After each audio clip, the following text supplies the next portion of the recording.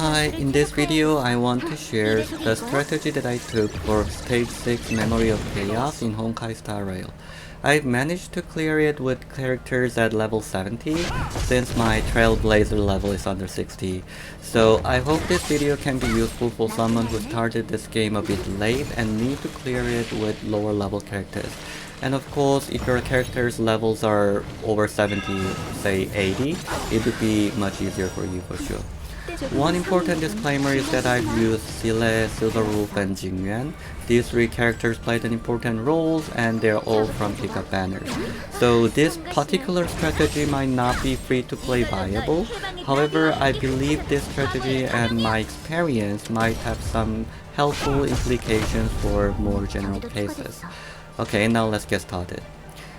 My main problem for the second half of the fight is that I do lack damage output, and I cannot afford replacing a tank with another main carry since I cannot stand their damage without the tank. My strategy then focuses on breaking the enemies and using break damage as a secondary damage output. It is done by Silverwolf, and she is extremely good at that. I've shared this build in another video, but that's in Korean. I believe that you'll find a better video in English very easily.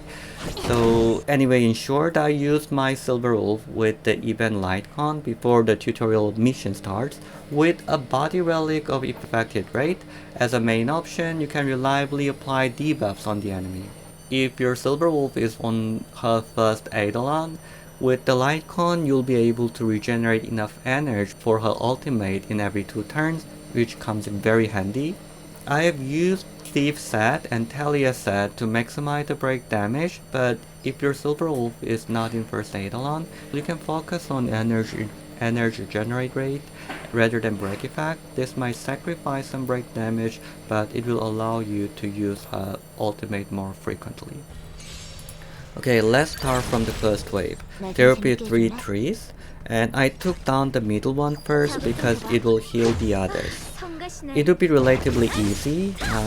To be honest, it will be the only easy wave among those 3.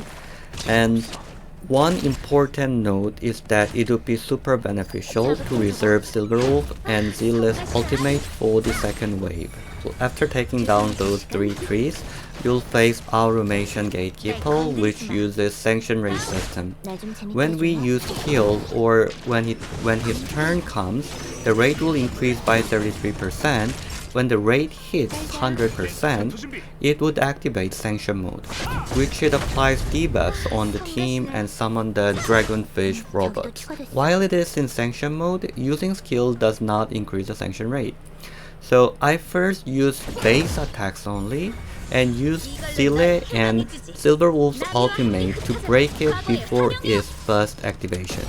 This would give me a chance to deal a massive damage to the boss before his first activation of sanction mode. And note that Quantum can deal a massive amount of damage by hitting it multiple times when it is in entanglement status. You can hit additional 4 times to stack up and it will deal a lot of damage. After that, I timed the debuffs. That is, when you kill the dragonfish robot, it will apply the debuff on the Auruman Gatekeeper. So time it well with Silverwolf and Sile's ultimate to take it down. I think you might be able to ignore the dragonfishes completely and focus on the boss as well. Okay, now the abandoned Ebon deer, or just the deer. So the main mechanism is that the deer would summon the tricks or the trees that we fought in the first round. There are like different types of the trees, healing one, enraging one, and buffing and countering one. And in the phase 2 there will be another type of tree that would activate the boss's ultimate to deal a massive damage. My suggestion is to ignore the trees completely. We can afford to be hit at least once, even in the level 70 characters, so please don't worry about the tree, go hit the deer. However, the enraging trees could be a little bit annoying. If it enrages your key characters, then it is very hard to time the ult and to deal the damage properly. to mitigate that issue, first I use Trailblazers to taunt the enemy. The tree should attack the Trailblazer in taunt, like enrage him, that is fine. And I also prepared Natasha, who can dispel the debuffs on our ally, so that we can keep our cycle going on. Besides that, the phase 1 would be relatively easy. Just focus on breaking the deer and deal the damage to the deer. Of course, we might need some luck, because if there's a lot of enraging tricks and it makes your all key characters haunted, but you don't need a very hard luck. This is quite doable, so just focusing on breaking and dealing damage to the deer and you'll be able to take it down. So now we have come to the phase 2, the last wave of the fight. So here the mechanism is still the same. We're going to ignore the tree or twigs and only focusing breaking the deer and dealing the damage to the deer. So sometimes the tree might activate boss's ultimate, but that is fine. Extremely fine, because we're going to break the deer. It'll shorten the time we needed to deal the damage using the break mechanism. So keep breaking the deer and it'll die by his ultimate activated. Don't worry too much about the ult.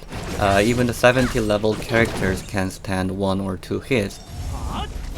If you have a good healer like Natasha, it is totally fine that you'll definitely have time to replenish your HP before you use it again. And do remember to use Trailblazer's skill if there are multiple enraging twigs. This will make our key characters safe from being taunted. And so that's it. Keep breaking the deer, dealing damage to the deer, and you will be able to take it down quite easily.